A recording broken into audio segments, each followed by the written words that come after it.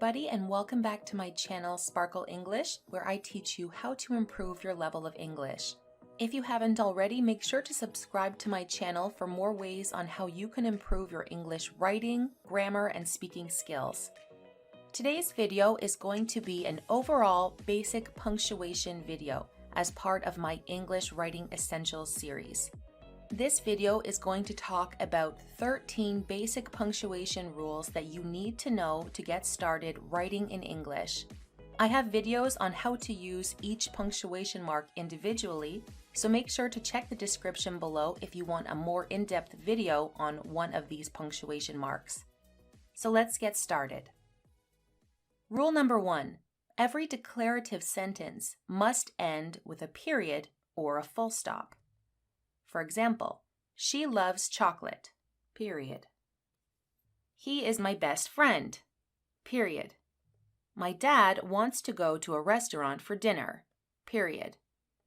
We have a meeting in 2 hours, period. So for every declarative sentence or statement, you must end it with a period or a full stop. Rule number 2. Capitalize the first letter of a sentence. Examples, she loves chocolate. So you can see we have to capitalize she. He is my best friend. My dad wants to go to a restaurant for dinner. We have a meeting in 2 hours. So always capitalize the first letter of a sentence. When a sentence ends with a question mark, a period, or an exclamation mark, you would leave a space, one space, and begin the next sentence with a capital letter. For example, she loves chocolate. He loves pizza. We have to capitalize he and leave a space between the period or the full stop and the next sentence. Rule number 3. Capitalize proper nouns. So what is a proper noun? A proper noun is a specific name for a common noun. So for example, a common noun would be boy, but a proper noun would be the name of a boy. For example, David. We would not capitalize boy, unless of course it was the first letter of a sentence, but we would capitalize the name, David. Common noun, day. Day is not capitalized, but Friday is capitalized because it's a proper noun. It's the name of a day. Month is a common noun. July is a proper noun. Country is a common noun. Canada is a proper noun. City, common noun. New York, proper noun. Ocean, common noun. Atlantic Ocean, proper noun. Okay? So for example, he is a boy. His name is David. We would capitalize David because it's a name, it's a proper noun. The best day of the week is Friday. So you can see day is the common noun. It's not capitalized, but Friday is a proper noun, so it is capitalized. My favorite month is July. Rule number 4. Do not use an apostrophe to form a plural. Examples. This is incorrect. They have 2 cars. A lot of people make the mistake of adding an apostrophe to try to make this plural. Another incorrect example, I love cats and dogs. Both of these are incorrect. Correct would be they have 2 cars. We just add the S at the end to make it plural. I love cats and dogs. Rule number 5. Apostrophes are used for contractions or to show possession. So for example, I don't know is a contraction. Don't is a contraction for do not. We can merge these 2 words together and add an apostrophe to make it don't. You're funny. Your is a contraction for you are funny. So we use an apostrophe to make a contraction. He's in a bad mood. He's is a contraction for he is. We also use apostrophes to show possession. For example, Jack's new car is beautiful. Jack's new car means the car belongs to Jack. When we put an apostrophe S, it means that the object belongs to this person here, to the subject. My teacher's wife is really nice. This means that the wife of the teacher, his wife. Rule number 6. Every question or interrogative sentence must end with a question mark. So if you are asking a question, you have to end it with a question mark. Examples: do you like pizza? Question mark. Are you tired? Should we go to the cinema tonight? All of these are interrogative sentences or questions and must end with a question mark. Rule number 7. Use an exclamation mark at the end of a sentence to express excitement, strong emotion, or a sense of urgency.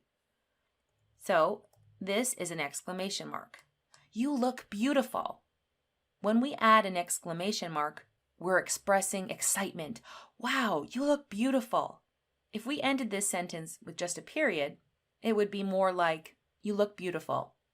But when we add an exclamation mark, it's showing excitement. I am so excited. That was a terrible choice.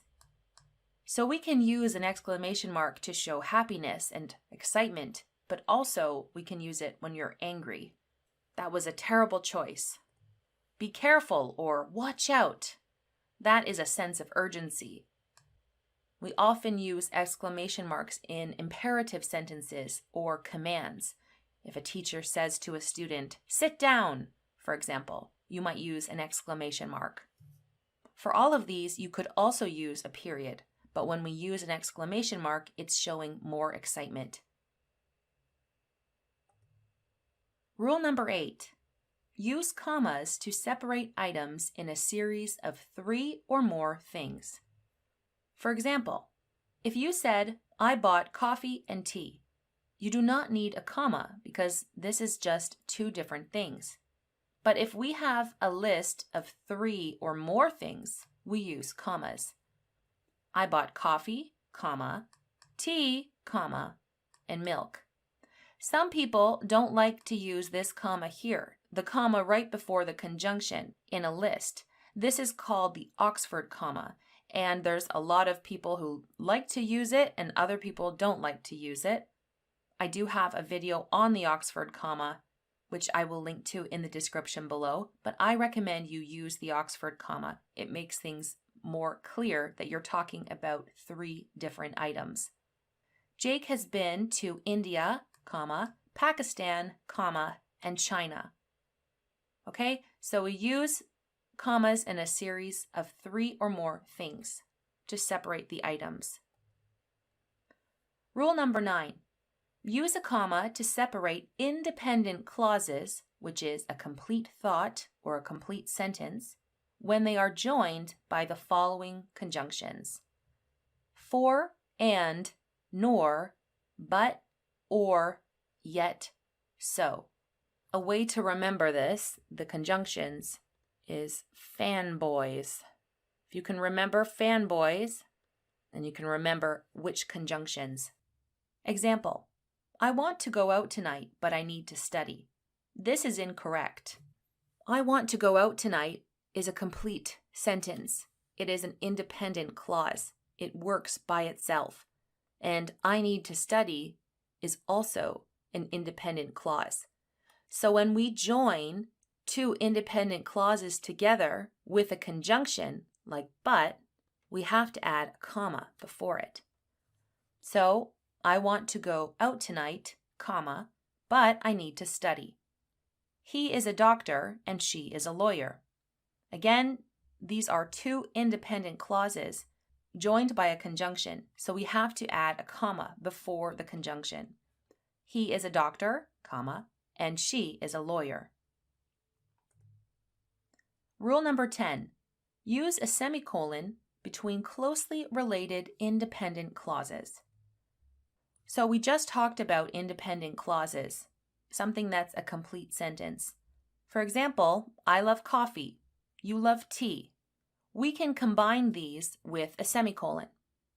You could also separate this into two different sentences or add a comma and a conjunction.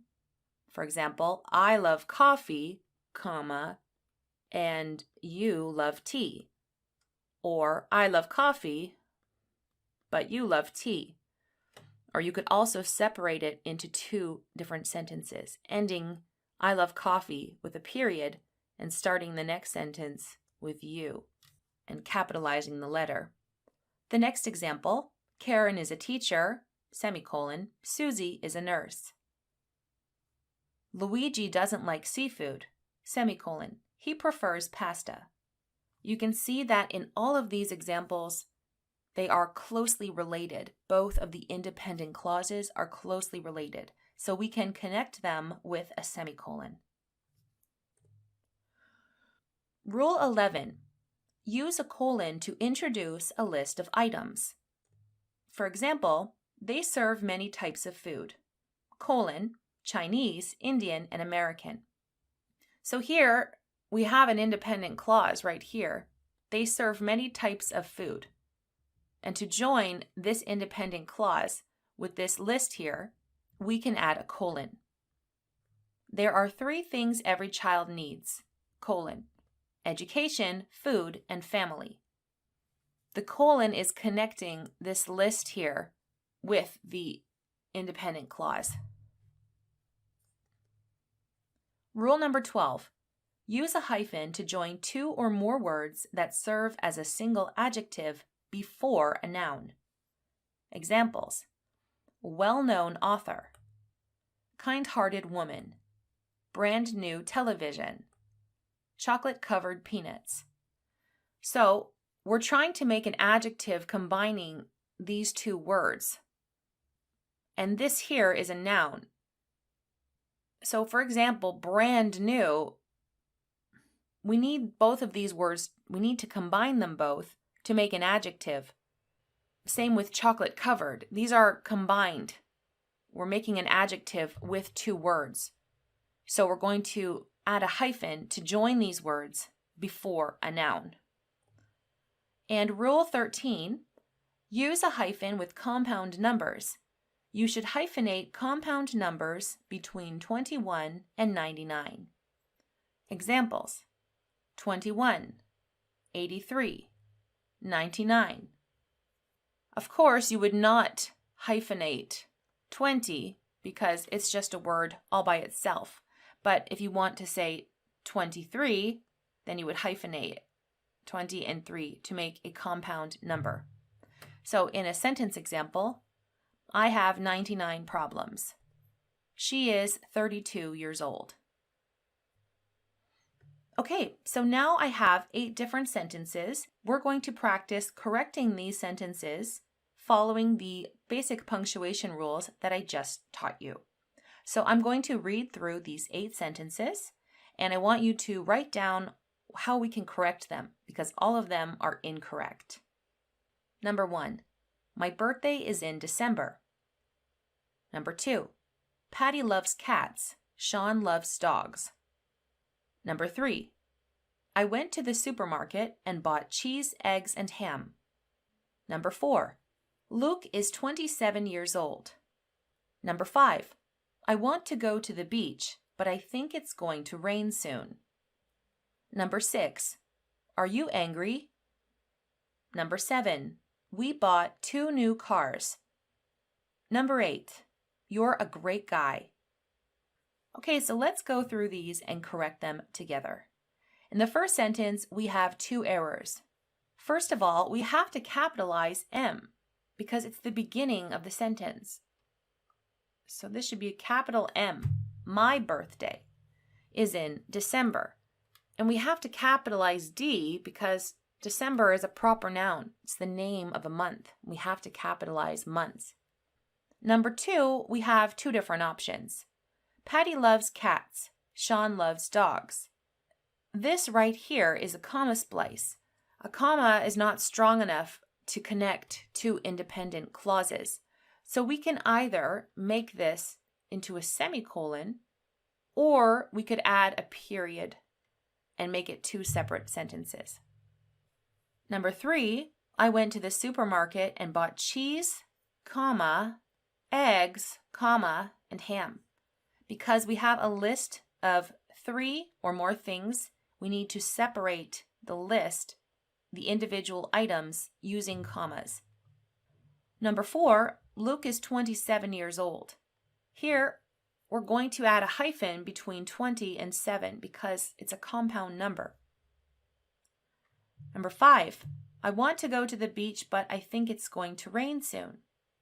Well, here we have an independent clause, I want to go to the beach, and I think it's going to rain soon.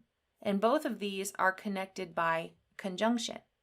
But a conjunction is not strong enough to combine 2 independent clauses. We need to add a comma before it. So I want to go to the beach, comma, but I think it's going to rain soon. Number 6, are you angry? This is a question, so we cannot end this in a period. It's a question. Are you angry? Question mark. If the answer was, I am angry, we would end it with a period. But this is a question. Number 7, we bought 2 new cars. In this case, we have used the apostrophe to make a plural. And remember, we don't do that. We would write cars without the apostrophe to make it plural. And the last one, you're a great guy. Here, this is a contraction for you are a great guy. So we have to add an apostrophe between you and RE to make the contraction for you are. So let me know how many you got out of 8 correct in the comment section below. If you have any difficulties about any of these, or you found that one was more difficult than the others, make sure to check the description below for all the videos in my English Writing Essentials series. I tell you how to use periods, question marks, exclamation marks, quotation marks, colons, semicolons, hyphens, every single punctuation mark that you need to know how to use. I have a video on it in my English Writing Essentials series. So thank you guys once again for watching. If you haven't already, make sure to like this video and keep practicing your punctuation skills so that you become a better writer in English. Thanks for watching once again, and I will see you in my next video.